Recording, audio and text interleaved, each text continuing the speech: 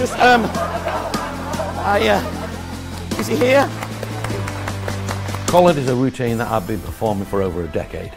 It's funny, it's memorable, and it involves the audience. You get all of the gimmicks you need, and they've been redesigned to make the trick easier and better than ever.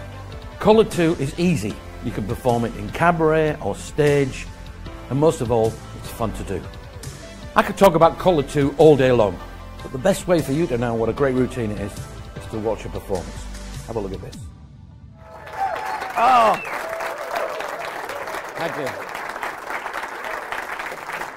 Thank you very much. So nice to see you all here, so many wonderful, good-looking, handsome married men in the audience. And my name is John Archer. Good evening. I'm going to show you a little trick. I've been doing this for a long time now. I've been performing professionally for over 20 years. When I first started, I thought I want to get famous. I want to be famous, big and famous. And then I realized that was going to happen. It's not going to happen.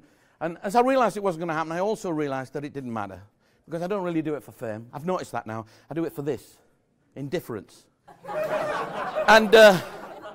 And you do it very, very well. But I've been doing it for 20 years. When I first started doing it for 20 years, it was great fun. I enjoyed it. I'd sort of, it was new to me. I'd get in a car and I'd drive to a new place. I'd see new sights. I'd visit new towns. I'd perform to audiences. I'd do tricks I'd never done before, and it was fantastic. And then after about 10 years, I saw I was doing the same tricks and I'd seen everywhere before. And now I've been doing it for 20 years, and I've got to be honest, it's getting a little bit hard.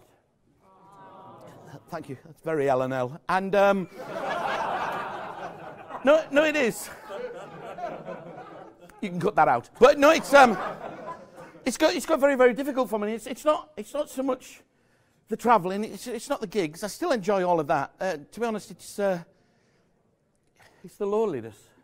You've done it once. Don't do it again. And no, it's the loneliness. It's just travelling on my own. I mean, it sounds like a great job, but the truth is that, we're only on stage for a little bit, and the rest of the time, we're in a car, and I'm driving sometimes for 4, 5 hours to get to a gig, 4 or 5 hours home, and I thought, I've got to do something about this. I've got to talk about it. So I went, a couple of days ago, I went into my wife's bedroom, which is coincidentally right next to mine, and it's handy, and I went in and I said, look, we need to talk. She said, it's not Thursday. I said, I know, but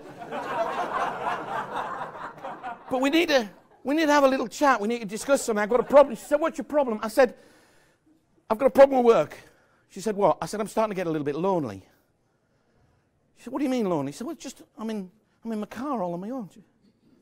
She said, well, why don't you get yourself a little travelling companion? I thought, that's a good idea. I've got a girl in mind. She said, no. That's not what I mean. She said, get somebody to keep you company when you're travelling, like a little pet. I said, what do you mean? She said, get yourself a goldfish. Get yourself a little goldfish, put it in a bowl on the dashboard, and you can chat to it. I said, well, that's a good idea, but every time I go around a corner, there'll be water everywhere. She said, you're right, that's not one of my best ideas. Now, I didn't like to tell her that it actually was one of her best ideas. So, I said, that won't work. She said, you're right, get yourself a little dog, a little chihuahua, a little puppy, keep it in the glove compartment. And I said, that won't work, it'll die. I'll have to leave it, the heat, and I have to leave windows open, it's insecure. So why don't you get a pretend pet, a little surrogate pet, something that you can pretend is real, and it'll be a companion, like those little Tamagotchis that kids used to keep in the pocket and feed and things. I thought that's a good idea. So yesterday, I went to Toys R Us, and I bought this little fella. I know, I say fella, I mean, to be honest, with stuffed toys, it's always difficult to tell, you know what I mean? They might just be saving on fur, I don't know, but And he's a happy little soul, as you can see. He's probably a mentalist. And I thought, wouldn't it be nice if he became part of a bigger family? So that when I'm traveling with him, I don't just think of him. I think of you and you and you and you. So what I've done is I've got this little idea in my head that what we could do is come up with a name for him. And then, as I'm travelling, I'll think of the name, and I'll think of you, because we'll have all come up with this name together. And when you think of me, you won't just think of me, you'll think of him and the name that we came up with. And in some strange, bizarre, little, out-of-sense world, we'll be family. Can we do that? Can you look like you're interested in doing that? So what I've done, I thought we'd do it properly. I've written out, I've got some birth certificates here, right? I made them up myself. It's just all pretend this. It's just nonsense. You don't have to have reasons for doing every magic trick. And it's from the Virtual Pet Society, you see. And I thought what we'll do is we'll come up with a little name for the dog here, and then we'll get somebody up to name the dog, and we'll have like a proper little ceremony. So it feels right. Now remember, do you mind just sort of patronising me with that for a little bit? Is that all right? So I'll tell you what we'll do. We'll in true mentalism style, I'll throw one of these birth certificates over my shoulder, right? And whoever catches it, you're going to give me a letter, all right? And then you throw it into somebody else, and they give me another letter, and slowly a name evolves, or is created, depending on your theology. I don't mind which, let's not argue, but it's important that you sort of obey the rules of the English language to a certain extent. So obviously if somebody gives me a P, I don't want the next person giving me a P, otherwise he ends up with a stutter. It's not a great start in life. So and also, now and again we might need a few vowels to make it work, but you can choose any word you like. So we'll start somebody over here. Somebody catch. Somebody got, excellent. What's your name, sir? Matt. Excellent. Matt, you're going to give me the first letter of this little fella's name. First letter. Now, what do you want the first letter to be? It can be anything at all. D. D. Excellent. That's good, because that's Trump out of the way. We're not going to end up with that dog. Okay. D. Excellent. D. Would you throw it to somebody else behind you or over there? It's entirely up to you. Dear me, slightly aggressive. Wonderful. Caught in the cleavage, madam. Well done. That's a skill that's not used enough, to be honest. I do it myself at parties. But what's your name? Lorna. Wonderful. Lorna, can you give me the second letter? We've got a D. We need a second letter for the little fella's name. What's the second letter going to be? A. A. Okay, that's good. It's a little bit ordinary at the moment. D-A. Okay, D-A. Wonderful. Would you throw it to somebody else? Anybody all that way or this way? Oh, we're sort of going across the room. Wonderful. In the gap, nobody wants it. Wonderful. What's your name? Mark. Mark, excellent. Mark, what's the third letter of this fella's name? N. It's going to end up being Danny, isn't it? All right. All right. We've got to try and be creative. I don't want an ordinary name. I want an interesting name, like, Fifi Trixie Bell or something like that. No, but don't worry, it wasn't your fault, Mark. Throw it to somebody else. That way or that way? Excellent. Wonderful. What's your name? Harry. Harry. Oh, parents should have used this method for you, to be honest. You'd have had a slightly more exciting name, wouldn't you, Harry? So, Harry, we've got D-A-N. What do you want the fourth letter to be? Be creative. What do you want the fourth letter of the name to be? Dana. D-A-N. Yeah, right. Thanks, Harry. Very helpful. You wanted to throw somebody else that looks slightly more sensible than you, if you can find somebody? Excellent. Wonderful. That would have been a great catch there, wouldn't it, if you just held on to it. Oh, you're doing that little thing now. You don't know who it is. What's your name? Balash. Balash. Oh, your parents did use this system. That's good.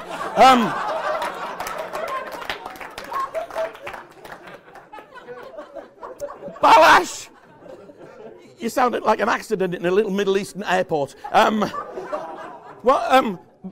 what do you want the fifth letter to be of this name? We've got D-A-N-A. What do you want the next? It can be the last letter, in fact. What do you want it to be?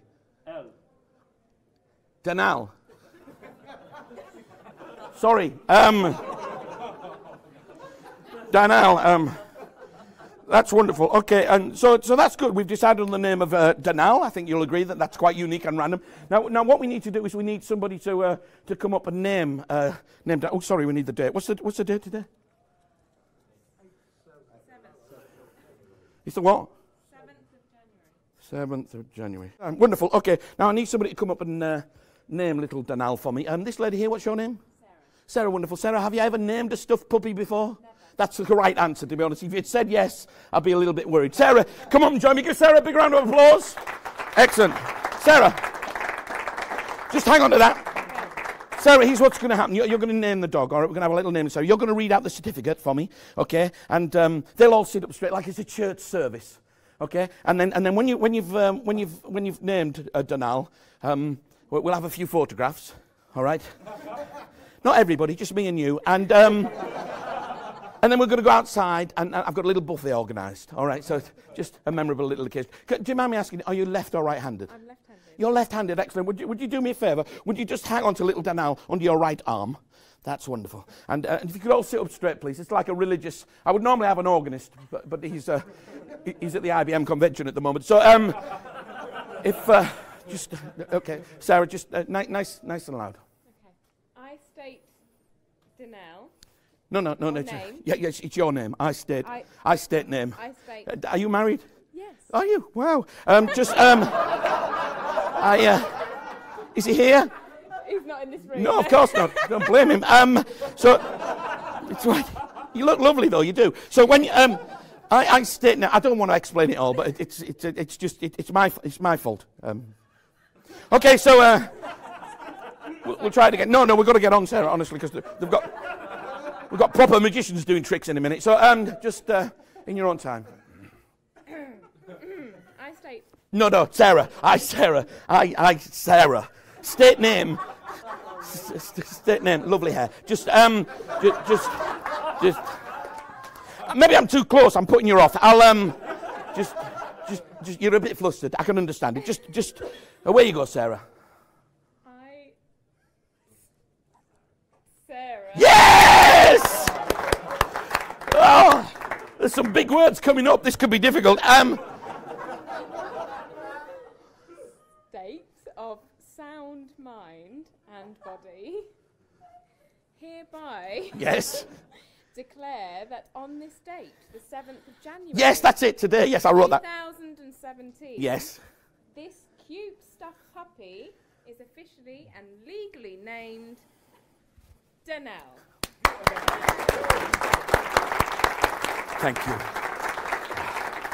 Listen, Sarah, I'm going to let you keep that. You can be like the custodian of the birth certificate. If I never need a passport for him or anything, I'll come and get you. Now, I'm glad this has happened, Sarah, because when I bought him yesterday, I thought, they asked me to film this, but I know they'll have other more important magicians. They might not get a chance to do this with me, And I thought what I should do is just have a backup plan. And I wanted to treat him like a real dog. So I went next door to Toys R Us. There's a little shop called Pets R Us.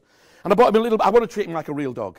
So I got him a little bowl for his food, a little bowl for his water, a lead and a collar, because I want to take him for walks, obviously. It'd be a drag, but I'll do it. So it'd be a drag. And I bought all that stuff. And when you bought a lead and collar, you'll never believe this, Sarah. When you bought a lead and collar, try and look excited. When you bought a lead and collar, you got a free name tag with free engraving. And I thought, what happens if we don't get a chance to do this tonight and he won't have a name? So I just got a random name inscribed upon that collar. Most people are ahead of me now, but you're not, are you? Sarah, would you read in a nice loud voice, what's the name that's inscribed on there? Danal! Thank you very much. Give Sarah a big round of applause, ladies and gentlemen. Thank you, Sarah. You can have that. Thank you.